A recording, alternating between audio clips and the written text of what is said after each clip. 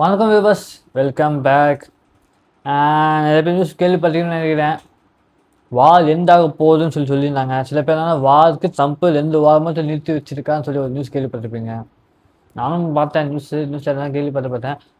ஐயா, அவன் ட்ரம்ப் பேசும்போது நீ பிரசிடென்ட்டா இல்லை இந்த பாய்ஸ் வர மாதிரி இந்த அதாவது பாய்ஸ் ஒருத்தர் இருப்பான்ல, யாரும் கேட்கல, பில்லி புச்சல் தான், பில்லியன் இருப்பாரு, ஹோம் லேண்டர். இந்த பாய்ச்சில் ஹோம் லேண்ட் இருப்பல்ல, நீ அவனா நீ இந்த மாதிரி கேட்குற மாதிரி தான் இருக்கு. அந்த படத்துலையும் அப்படி தானே. அதாவது ஆளும் ஆள் மட்டும்தான் வளர்ந்துருக்கான், நல்லா ஹைட்டாக பல்கா ஆள் மட்டும்தான் வளர்ந்துருக்கான். ஆனால் அந்த அறிவுன்றது ஜஸ்ட் எல்கேஜி யூகேஜி பசங்க இல்லை ஸ்கூல் பசங்க கொஞ்சம் அறிவு இருக்கும், அவங்களே எல்லாம் கம்பேர் பண்ணுவாங்க. எல்கேஜி யூகேஜி குழந்தைங்க இருப்பாங்களே, அவங்கள மாதிரி தான் அறிவு இருக்குது. அந்த சீரியஸ்லையும் சரி, அவங்க என்னன்னா அவங்க நினச்சே நடந்துடணும். At no matter what, at no cost. அவங்க நினைக்கிறனால அது நடந்துடணும், முடிஞ்சு போச்சு. இல்லையா அவங்க மேலே என்னென்னோ லூஸ் மாதிரி யோசிக்கும். அதே மாதிரி தான் இருக்குது தம்பு பண்ணுற வேலையும். இப்போ தம்பு குற்றம் சொல்ல எல்லாரும் குற்றம் சொல்லி தான் இருக்காங்க. வார் நின்றுச்சுன்னு சொல்கிறாங்க. நான் நியூஸாக கேட்போம், வார் 2 வாரத்துக்கு நாங்கள் ஒத்தி வச்சுருக்கோம், நாங்களாம் ஜெயிச்சிட்டோம்னு சொல்லி சொல்கிறாரு. இல்லை இதெல்லாம் பார்க்கும்போது, டேய் மீசையில் மண் ஓட்டலை தான், ஆனால் சட்டையில் ஒட்டி இருக்குல்ல, அதை மொத்தம் வச்சுக்கோ. மீசையில் மண், அதுக்கு மாமா கீழே மாமா மிஷுக்கு மண் ஓட்டல மாதிரி மூஞ்சில் மீசை ஓட்டல ஓகே தான். சட்டையில் ஒட்டி இருக்கு, சட்டை மொத்தம் அழுக்காச்சுல, அதை வச்சுக்க மாட்டியா? ஓப்பராக வேறு விஷயமா தெரியுது. நீ என்னதான் மீசையை மச்சாலும் சட்டையை மறைக்க முடியாது. அந்த மாதிரி தான் இருக்குது. அதாவது அவனா வரலாம், இளங்கிட்ட சண்டை போடலாம். அதை பசி இதான் இஸ்ரேல் வாதால இருந்துச்சு முதல்ல, யாருக்கும் தெரியும்னு நினைக்கிறேன். இது முதல்ல நல்ல யாருக்கு லிங்க் ஆச்சுன்னா இரானுக்கும் இஸ்ரேலுக்கும் வார இருந்துச்சு.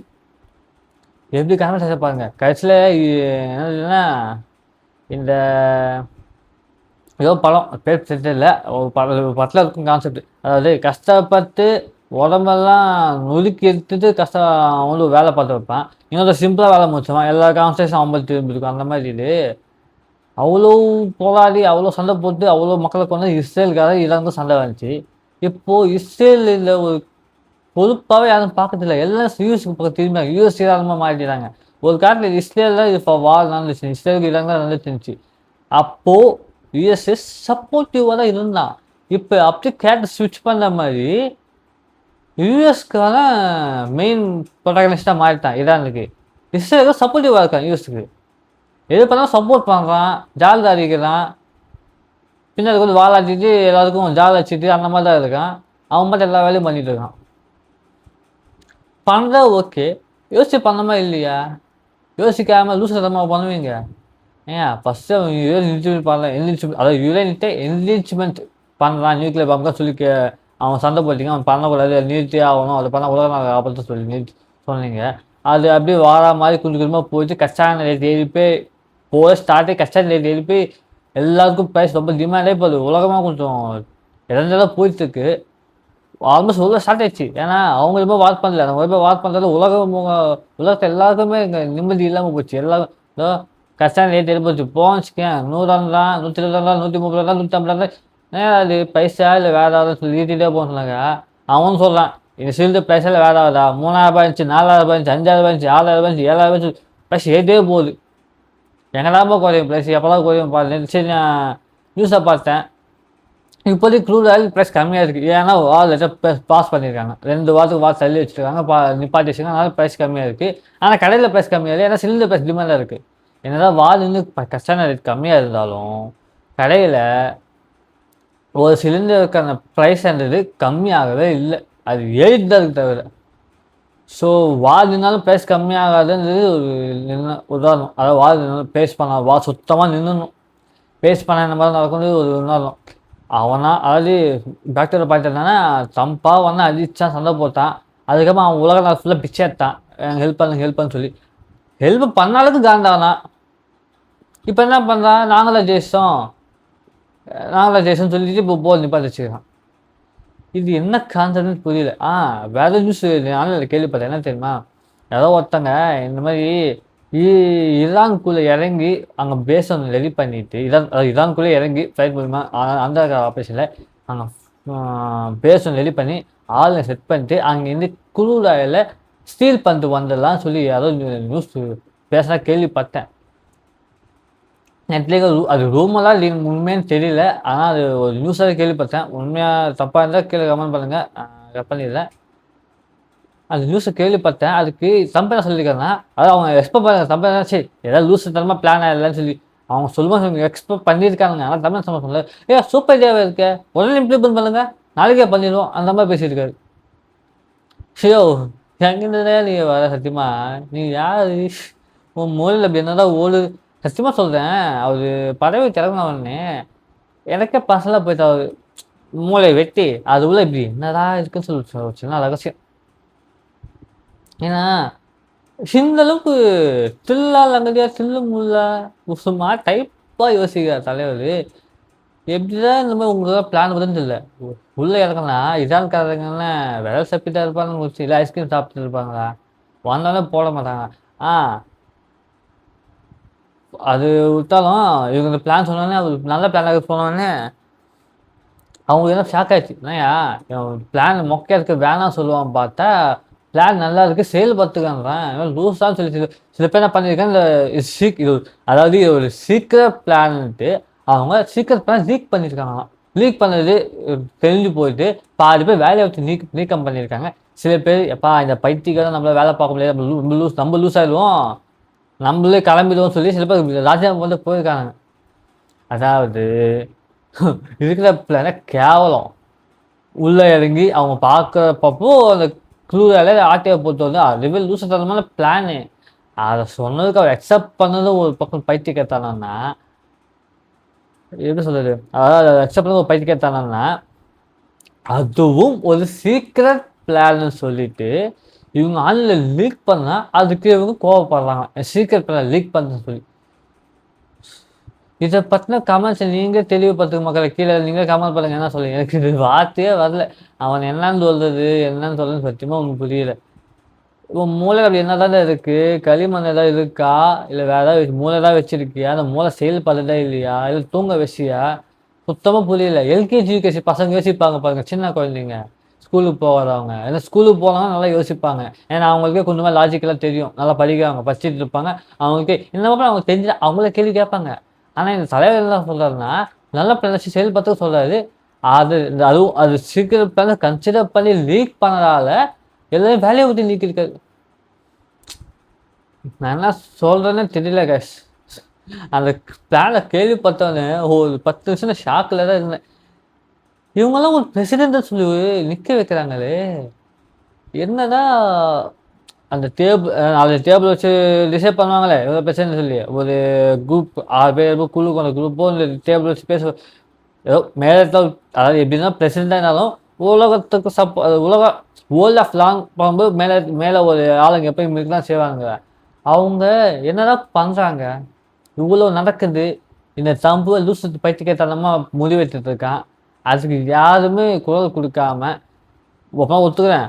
உலக நாடுகளே இப்போ ஓப்பனா ட்ரம்ப்க்கு எதிரா சப்போர்ட் பண்ண நிப்பாட்டிட்டு, ஈரானுக்கு சப்போர்ட் பண்றதுக்கு சொல்லப்போனா உலக நாடுகள் நடுவுல இப்ப யுஎஸ் ரொம்ப டவுன் ஆயிடுச்சு.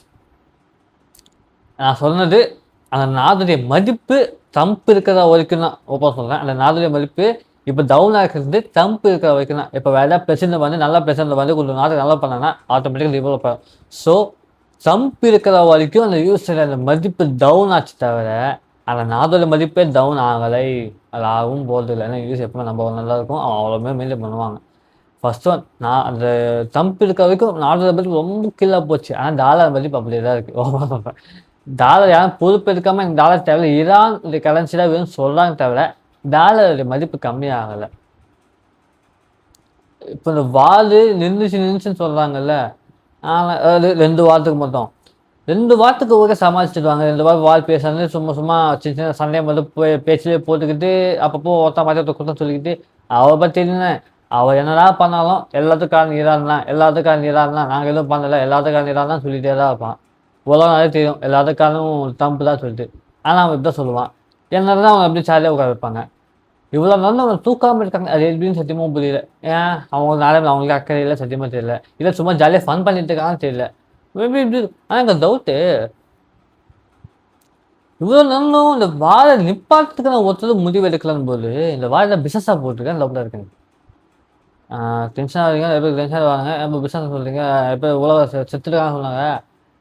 மக்களை பற்றி எந்த அரசியல்வாதி தான் கவலையாக இருக்கான்? ஒருத்தர் செத்தானா எந்த அரசியல்வாதி தான் உன்னிப்பாக இறங்கலாம், யோசிக்கிறான். எதுக்கு செத்தாங்க, நம்ம மக்கள் சாவும் யோசிக்கிறான்.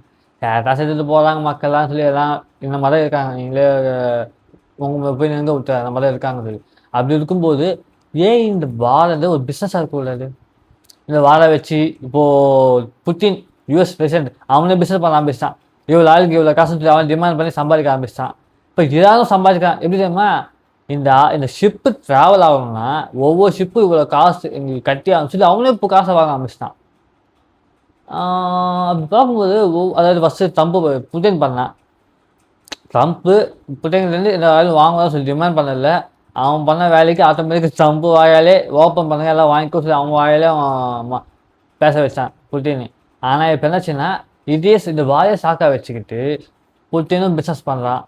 இப்போ இன்னும் ஒரு வாரம் கழிச்சு 2 வாரம் கழிச்சு இப்போ என்னாச்சுன்னா ஈரான் பிஸ்னஸ் பண்ண ஆரம்பிக்கிறான். இந்த ஒவ்வொரு சிப்புக்கும் காசு கட்டணும்னு சொல்லி.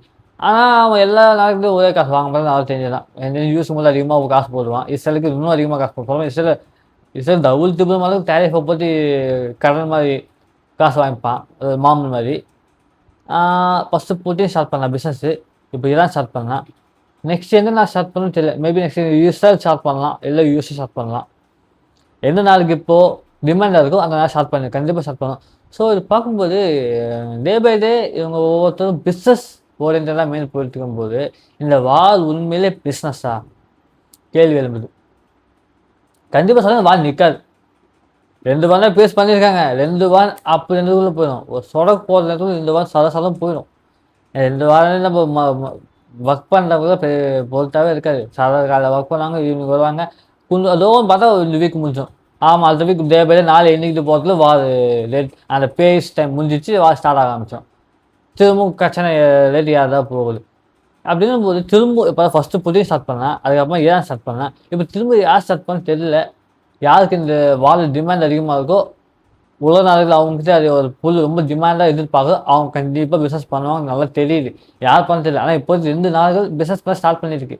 ஸோ என் கேள்வி என்னென்னா, உண்மையிலே என்னென்னா இந்த வார் உண்மையிலே வார்வாக நடக்குதா, இல்லை உலக நாடுக்குள்ளே ஒரு பிஸ்னஸ் ஓரியன்டாக வேணும்னு இந்த வாருக்காக பிஸ்னஸாக பண்ணுறதுக்காக இந்த வாரை ஸ்டார்ட் பண்ணியிருக்காங்களா அந்த ஒரு கேள்விக்குறியாக இருக்குது. உங்கள் தாட்ஸ்னா கீழே கமெண்ட் பண்ணுங்கள். இப்போதைக்கு நான் சொல்கிறேன், இந்த வாரை பற்றி சிம்பிளாக சொல்கிறேன், இந்த வார் இப்போ நிற்க போகுது. எப்போ நிற்கும்னா ட்ரம்ப் அந்த சீட்டை இறங்கணும் இல்லையா? அதாவது ட்ரம்ப் அந்த சீட்டை இறக்க வைக்கணும்ல, அவர் கன்வின்ஸ் பண்ணணும். அவர் கன்வின்ஸ் ஆகிற ஆள் கிடையாது. ஒன்றும் சீட்டை இறக்க முடியும் இல்லையா? அன்னியன் மாதிரி அவரே வேறு முடிவெடுத்து வேறு முடிவுனா நீங்கள் தப்பாக நினச்சிடாதீங்க. அவர் சின்ன டக்குன்னு ரொம்ப மேட்ச்சில் கொடுத்து பயந்துடுவாங்கல்ல, அந்த மாதிரி அவரே பயந்து டக்குன்னு ஏதாவது மிராக்கள் நடந்து இதெல்லாம் மிராக்கிள்ஸாக சொல்லப்பா. ஏன்னா ட்ரம்ப் எந்தமா மென்ஷன் அவர் அன்னியன் மாதிரி ஆள். ட்ரம்ப் எந்தமா மென்ஷன் யாருக்கும் தெரியாது. ஸோ இது மிராக்கிள்மா சொல்லிட்டு இருக்கேன். ஸோ அவரே ஒரு முடிவு எடுத்து டக்குன்னு சீட்டை இறங்கிட்டா மேபி நிற்கலாம். சீட்டை இறங்கிட்டாங்கன்னா அவரே முடிவு வார் நிப்பாட்டாலோ அவரே சீட்டை இறங்கிட்டாலோ கொஞ்சம் குளறுபடியாக போயிட்டுருக்கு. எனக்கு தெரிஞ்சு அவர் சீட்டை இறங்க வாய்ப்பு இல்லை. ஏன்னா அவர் பலமாக நிற்க அவர் அந்த என்ன சொல்கிறது எலெக்ஷன் டேட் வர வரைக்கும் அவர் சீட்டை இறங்கிறதுக்கான வாய்ப்பு ரொம்ப கம்மி. அந்த ரொம்ப கம்மி தாண்டி ஒரு சின்ன பர்சன்டேஜுக்குல பாசிபிளுக்கு அது எல்லாமே மிராக்கிள்ஸில் தான் போகும். நடந்தா எல்லாம் ஆச்சரியப்படுறாங்க, ட்ரம்ப் இந்த வேலையை பண்ணால் நம்ம ஆச்சரியப்படுறோம். ஸோ என்னை பொறுத்தவரைக்கும் என்னன்னா இந்த வார் இப்போ நிற்க வாய்ப்பு கிடையாது. ஏன்னா இந்த வார்ன்றது உலக நாடுகளுக்குள்ள ஒரு பிஸ்னஸ் ஓரியன்டாக தான் போயிட்டுருக்கு. எல்லோரும் சம்பாதிக்கணும். நான் இந்த வாழை வச்சு எப்படி சம்பாதிச்சணும், எப்படி பிஸ்னஸ் பண்ணணும்லாம் யோசிக்கிறாங்க. எப்படின்னா இந்த துரந்தர் படத்தில் அவங்க பாகிஸ்தான், அதாவது துரந்தர் படம் தான் ரெஃபரன்ஸ் சொல்லிட்டுருங்க.